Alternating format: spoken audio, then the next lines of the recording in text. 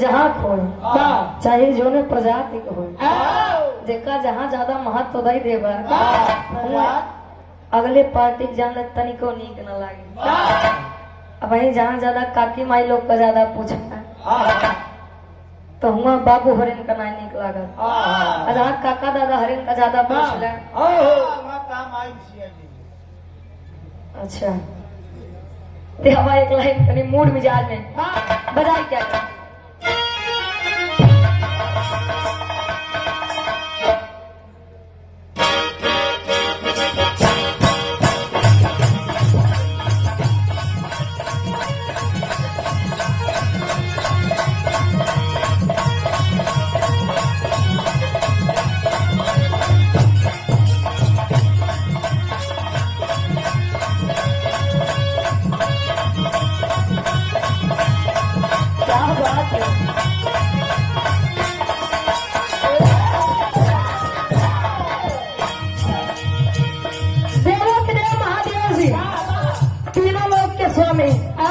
कैलाश पर्वत पे गाजा भांग खाई के एकदम मस्त है।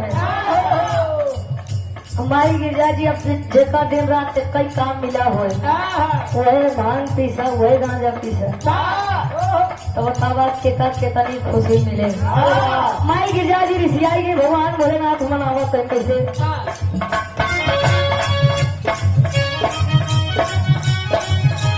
क्या बात है।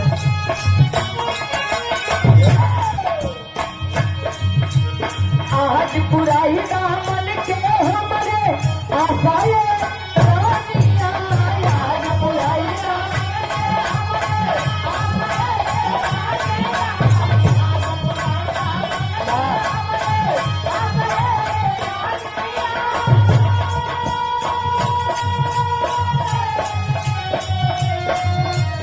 आज पुराई दामन के हमरे आशाए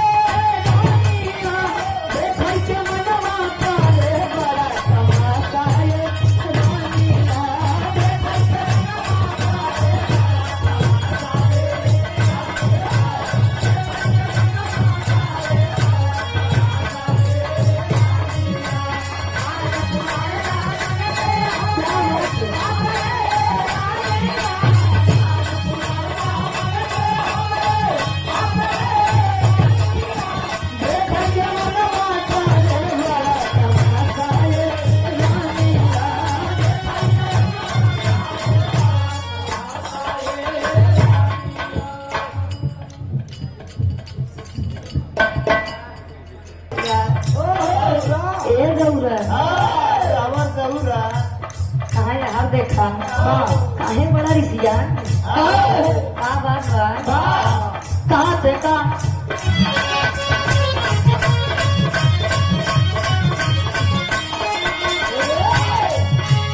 काली कालिया पिया लेता जा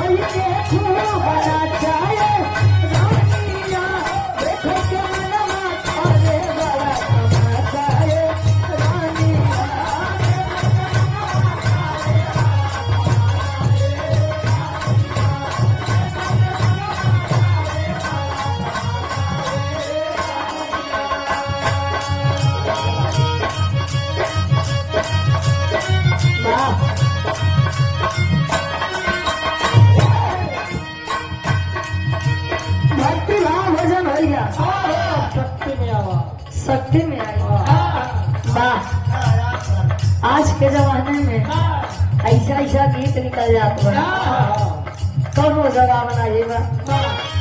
बड़ी बढ़िया गीत के संकेत करते हैं, बड़ी ट्रेंडिंग में चल रहा है। दुल्ही शिकायत करेगा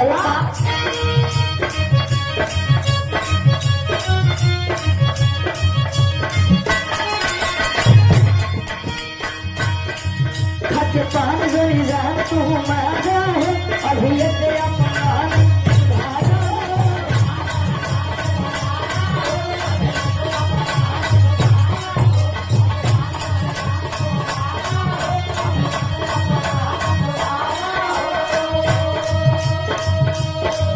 खत पान जोड़ी जा तू मारा है अभी ये तेरा अपमान सुधारा।